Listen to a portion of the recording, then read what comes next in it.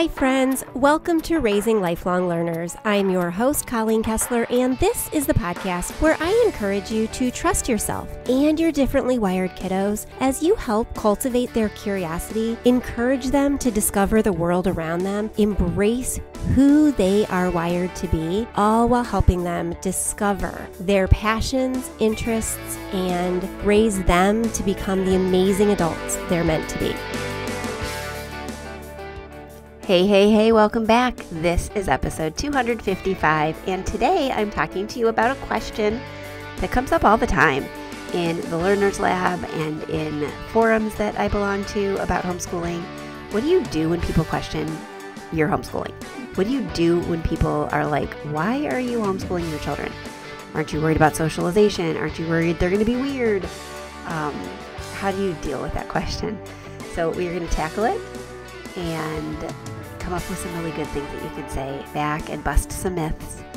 But first, I want to take a second to thank CTC Math for their ongoing sponsorship and Lexercise for their current sponsorship of the podcast. You guys really support homeschoolers and homeschooling and provide great resources. So check them out, ctcmath.com and Lexercise. There'll be links to both of those resources in the show notes, and you'll hear more about CTC Math later on in this episode. But now I want to share this about Lexercise with you, and we will get right on with this episode after this word about our sponsor. Are you a homeschooling parent with a child struggling with reading, writing, or spelling? Lexercise can help. Their online platform offers self-paced learning and expert instruction customized to your child's needs, all based on the Orton-Gillingham approach. We used Lexercise back when Logan was first diagnosed with dyslexia when she was, 8 or 9. And oh my goodness, the personalized support they gave us, the attention to detail, the program itself was just incredible. And Logan grew leaps and bounds. I'm so proud to have them as a sponsor for the podcast right now because more people need to know about their services. You can join thousands of families who have seen effective results, including mine, and have unlocked their child's love of learning. Visit lexercise.com/learners for a free learning disability screener and to learn more about their programs. Check them out and let me know what you think. Ask me if you have any questions. I'm happy to answer them or direct you to my contacts at Lexercise. But if you have a kiddo who struggles with reading, writing, or spelling, you definitely want to check out lexercise.com/learners and see what they can offer you. All right, let's get on with today's episode.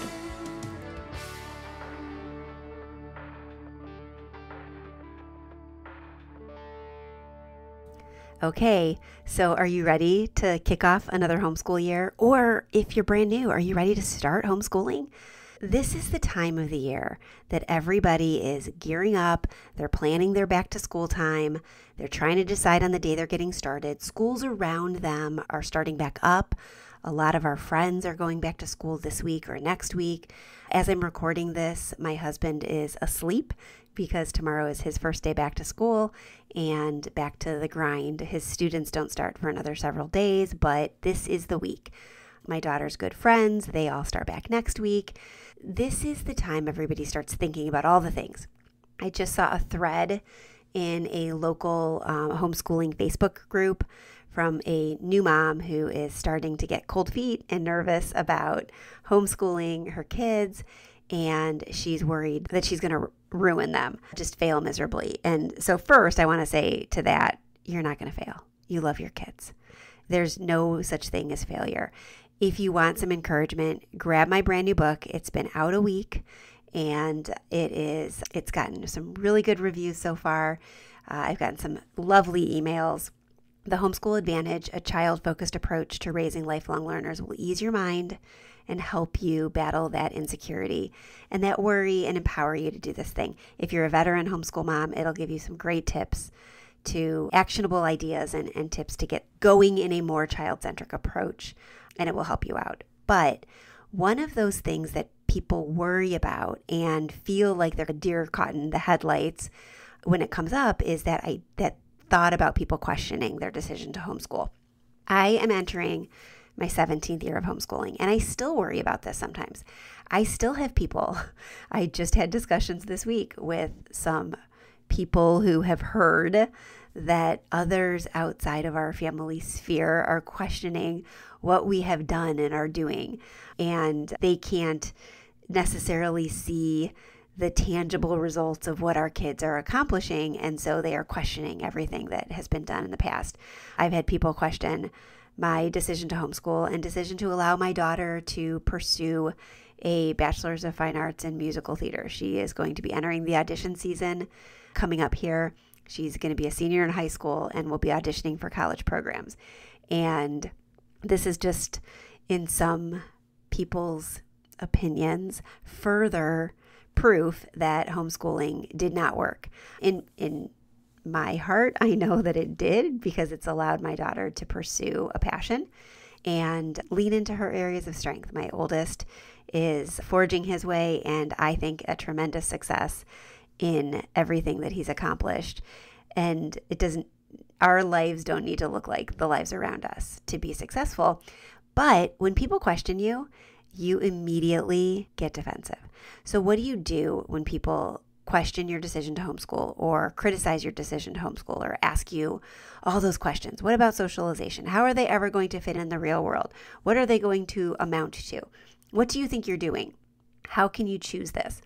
First, I want to tell you again, read my book if you haven't. It is a great source of inspiration and encouragement, but also just know that you can trust yourself to do the right thing for your kid, because nobody knows your kid like you.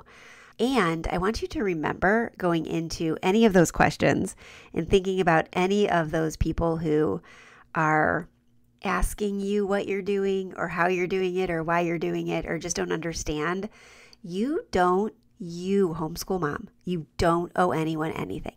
You don't owe anyone an explanation for the choices that you make. Just like you don't owe anybody any explanation for the choices you've made in your career, in your schooling, in your lack of schooling, in your hobbies, in the jobs you've decided to pursue or not pursue, what you've decided to do. You don't owe anyone any explanation. Your life is your life, and you get to make the decisions that are best for you. You also get to make the decisions that you feel are best for your family, your children, and you don't owe anybody anything for that either. You are responsible as a parent for giving your children the absolute best you can give them with the knowledge and information that you have. You owe your children. You don't owe a neighbor or a friend or a grandparent or an aunt or an uncle or anybody else. You owe your kids. Remember that you don't owe them an explanation.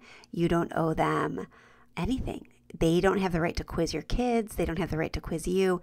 And you don't actually have to answer if you don't want to. You can simply say, this is the decision that we've made for our family. And you can leave it at that. When it comes to that, though, I also want you to remember these are your kids. They are your kids. You know them better than anybody. And you have the right to make the decisions that you feel are best for your children in light of all that you know about them and about their desires, about their interests, about their strengths, about their weaknesses, about their passions. They are your children. You love them more than anybody could ever love them. You have their best interests at heart. You will go to bat for them like no other. You are their biggest advocate. And despite what most people think, homeschooling is not the easier choice. You are now responsible for your children's education, for their home, for their meals, for their parenting, for their upbringing, for everything. It is not an easy decision to choose to homeschool. In fact, it would be far easier to send them out for the day to learn from other people. And so you're making the harder choice. You're making sacrifices on a daily basis, being there for your children. You are making those decisions alongside of them, hopefully, as they grow and get older and more self-assured. And you are helping to shape their world. You're coming alongside of them as a facilitator. They are yours and you love them the most. When people question you and your homeschooling choices, I want you to first remember you don't owe anyone any explanations you are not willing to give. And they are your children. You know them best. You love them the most. You advocate for them the hardest, and you can totally do this. So remember that, okay? Now that you've remembered that, I want you to think about where the question is coming from. Everybody has different motivations for asking these questions, for questioning your decision to homeschool, or asking you simply, why are you homeschooling? They're all coming at it from a different perspective. So I want you to think about the different perspectives that are possible, and I want you to craft some set answers that you're going to have to make it easier for you whenever this question comes up that relate to those different motivations for the wondering that's coming up about your decision to homeschool. Let's talk first about some of those potential motivations. And then we're going to talk about what you can say depending on where you think that the person who's asking these questions are coming from. First, a lot of people just don't know. That is a less common motivator than it once was, because ever since the pandemic, people have been homeschooling more and more, and it's grown in, if not popularity, for sure notoriety. Though I would completely wager that popularity has increased as well. But curiosity is less of a reason, but it is still a reason. People who just don't know much about it and are curious because they want to know why you'd choose to do that, it's worth thinking about it from their perspective. Maybe they don't know any other homeschoolers. Maybe they're curious about what you feel is better about homeschooling than the traditional school route. Maybe they're curious about homeschooling and don't know how to broach the subject or seek information. So all of these things can contribute to a curiosity-based motivation for asking the question. So look at the person who's asking. Think about where it's coming from. Are they someone who potentially has young kids and might be thinking about it in the future? Is it somebody who is starting to meet more and more homeschoolers and wonders what brought them to the point where they were courageous enough to pull their children out of school? Or do they just wonder? They want to know all the different reasons that people do things. It is valid to be curious about different ways of parenting and schooling and educating your kids and all the different things that you do. This is why parent and mothering groups are so popular, is people bounce ideas off of each other and are curious about how and why people do the things that they do. Maybe, though, the question is coming from a place of love. Maybe they just really love your children. They are close family friends or family, and they love your children, and they also want what's best for your children. And this has never been something that they would have thought of doing, either for their own children or for your kids or for anybody. And they want to make sure that your kids are going to get the best education that they can possibly get. And it's just because they love them. I remember my father-in-law asking about why we would choose to homeschool, and it was out of this place of love. He loved his grandchildren, and he wanted to understand why we would make this decision. And I told him early on, you're not going to understand until you see it play out. I'm not going to understand until I see it play out. I'm trying to figure this out as I go along. And he spent more and more time with my children before he passed away. And he got this front row seat to the things that we were doing and the conversations that he was able to have with our kids and the time he was able to spend. It prompted him to tell me years later that he's so grateful that we made this choice because our kids are interesting and fun, and he's had so much wonderful quality time with them that he would have never gotten had they been in school all of the time. And his curiosity and his wondering and his questioning in the beginning was born out of love, and that love just continued to grow as he walked alongside of us in the journey. Sometimes, though, the questions come from ignorance. People just don't know, and they only know what they know. And because they only know what they know and aren't curious people, they think that the way that they know is actually the only valid way of educating children. And while we homeschoolers know that's not actually the case, that there are lots of different ways. There are private schools and prep schools and parochial schools and micro schools and hybrid schools and all sorts of different methods of homeschooling. And all of them lead to interesting adults, but they may be coming from a place of ignorance, in which case you need to evaluate, is anything you say going to actually make a difference? And if so, do you want to engage in that conversation?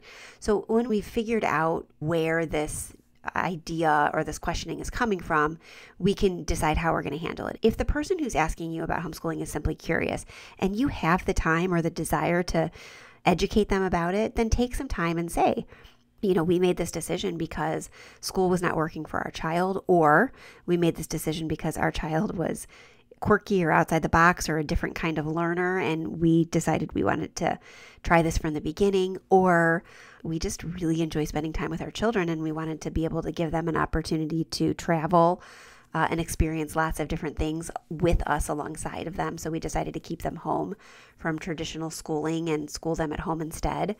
Have your reason, like one of those elevator pitches where you tell what you do in a nutshell. Have that.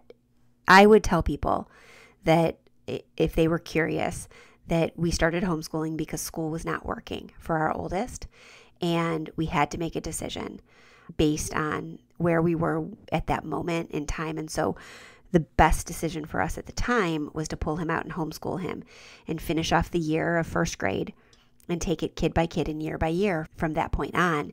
And so that's what we've done. And here, 17 years later, we're still homeschooling. We've graduated one. We're about to graduate another. I have one starting her freshman year of high school, and then I have a 6th grader. And so that's what I would say. If it was coming out of a place of love, I would I would validate their concerns, and I would say, you have to trust me that I love them more than you love them. And I know you have their best interests at heart, and you have to believe that I do too. And I am not doing this rashly. I love my children, and I know you love my kids. And I'm so grateful for the love that you have for my kids. But you have to trust me, and you have to trust that I won't do anything to harm my children, and that I want their success even more than you want it. And so you meet their love with love in return. And then you invite them alongside. You are welcome to come over and hang out with us and go on a field trip with us from time to time. We welcome you into our homeschooling experience. If there's something that you love about your life and you want to share it with my kids, I would love you to be there. My son spent so much time with his grandfather, learning about model trains and hanging out with his grandfather's buddies. And that was so rich for both of them. So you can meet love with love. If they're coming at you from a place of ignorance, you really don't owe them anything. Go back to what I said at the beginning of this podcast episode. You don't owe them anything. And so you can choose to not engage. You can say, this is the decision that is best for our children right now.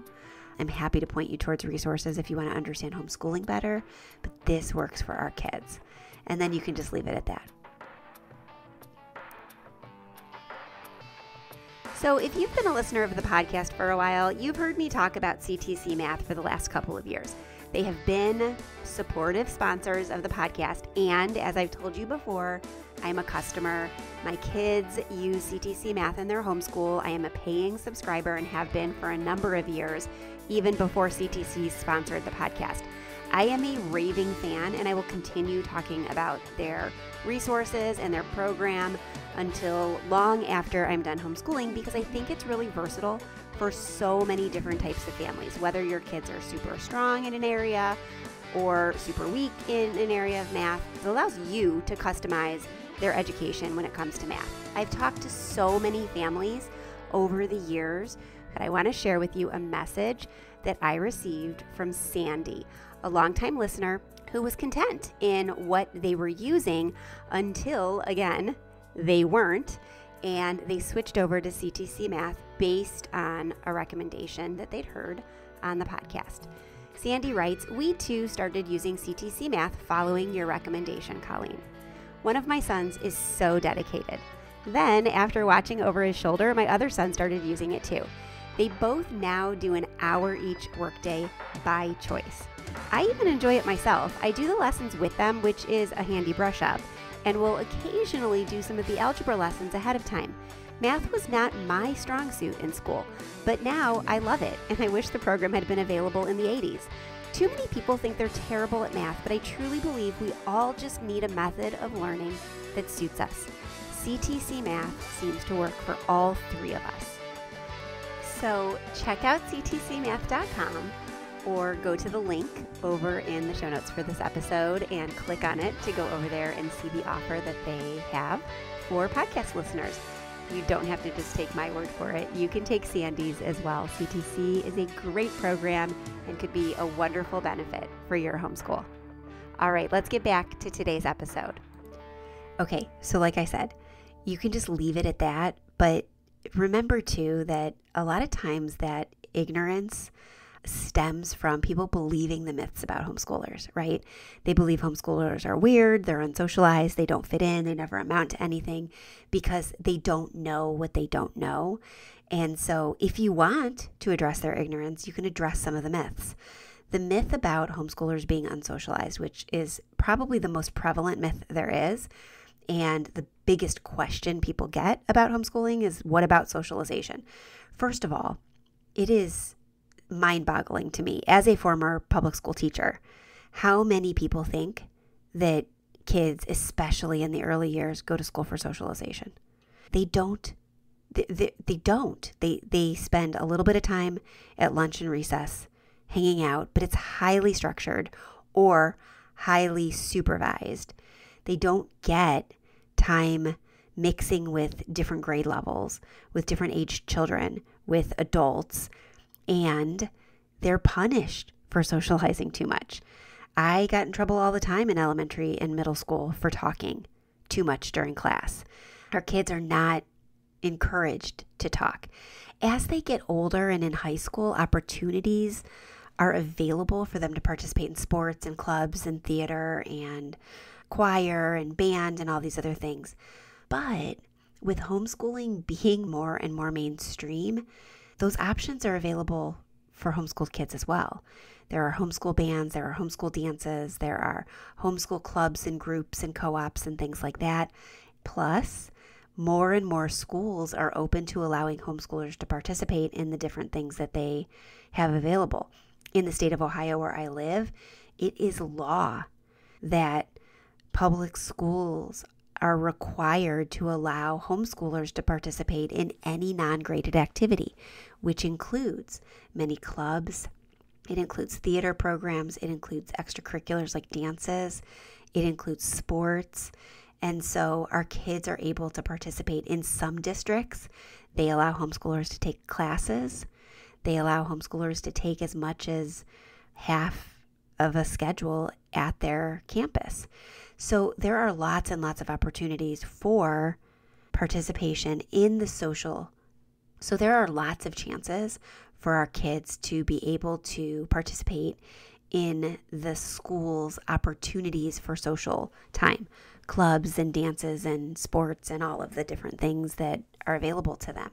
And that myth is busted right there. Our homeschooled kids have the opportunity, if the parents take advantage of them, to socialize and mix with people of all ages, volunteer, take college classes, and participate in things at the local school system. So that myth is completely busted. The idea that homeschoolers don't amount to anything, the research is clear. According to a study conducted by NERI, the National Home Education Research Institute, in 2024, the homeschooled kids scored between 15 and 25 percentile points higher than their public school counterparts on standardized achievement tests. They score above average on SAT and AC scores, and they are increasingly being recruited by colleges.